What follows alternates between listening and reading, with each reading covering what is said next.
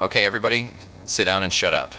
Here are the symptoms we're dealing with. Epoxidocosapentaenoic acid, perichondritis, and phlegmasia cerulea dolens. Those are quite unique symptoms. It could be a number of rare conditions. I'm leaning towards a vascular disorder, given the last symptom. But what about the first one? The epoxidocosapentaenoic acid doesn't quite fit in. I think it might be an autoimmune reaction causing these symptoms. You're all wrong. It's Wirth syndrome.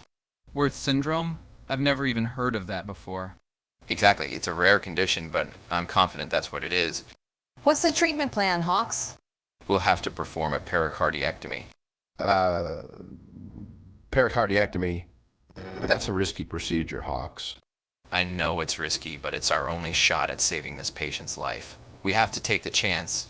Are we sure it's epoxidocosapentaenoic acid? Maybe it's lysergic acid. Gary, the bus left a long time ago. We're all over here in Wirth syndrome land without you and about to ride the pericardiectomy train. You called me into your office, Tracy. What's the issue now? Hawks, I understand you want to perform a pericardiectomy on your patient with what you believe is Wirth syndrome, but we need to be cautious here. No worries. I've got the operating room wrapped in caution tape and ready to go. I'm not asking you to recycle the tape they put on your apartment door last night. I need you to approach this case cautiously. This is a hospital. I was trained for these kinds of procedures. Now leave me alone. Gary, we have a problem. The patient is in critical condition after the pericardiectomy. Oh, damn it.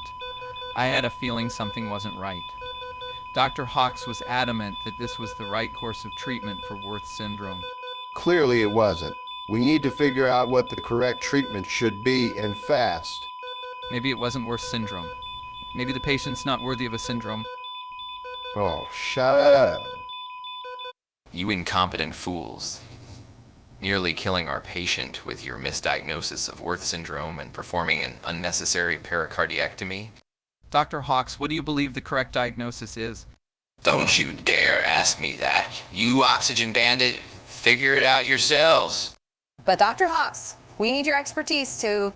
No, you don't need my expertise. You can fail putting on Velcro shoes without me. Please, just tell us what you think the correct diagnosis is so we can...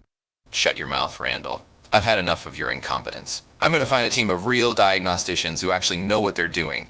Good luck with that. You hired all four of us after all. Okay, Frank wins. Class, he's allowed to use all the crayons today. I'm out. We're out of crayons. God, do you know when to stop, Gary? For Christ's sake, Gary, don't answer that. We don't need a human resources investigation here. Maybe we do. Everyone outside of this department seems willfully oblivious to the antics that go on here. Randall, there was once a patient that woke up in the middle of surgery Gary was working on. The only reason I know that is because I happened to be in the room for that moment. Count your blessings because that patient didn't survive to tell his story. So, Johnson, how are things going in the oncology department? Actually, things have been quite challenging lately.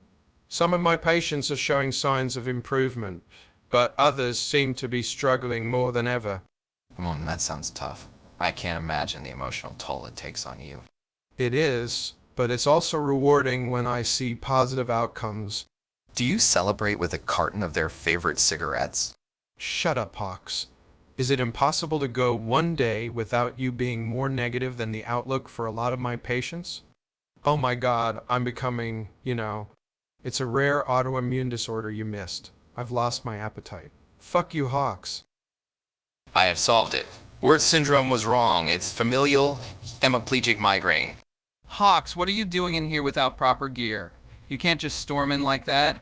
Seriously, Hawks, you need to follow protocol. You could contaminate everything in here. I don't have time for that nonsense. I have a breakthrough to share. Well, what's the prognosis for familial hemiplegic migraine then, Hawks?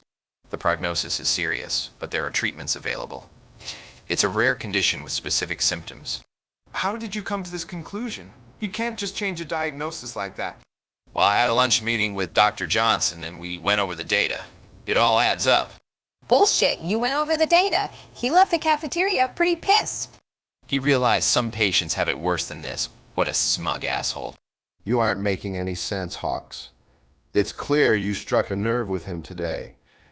Have you ever considered that maybe you're the smug asshole? Hey, that's not fair, Randall. Hawks is not at all smug. I can't believe I missed the diagnosis on Wirth syndrome and said it was familial hemiplegic migraine.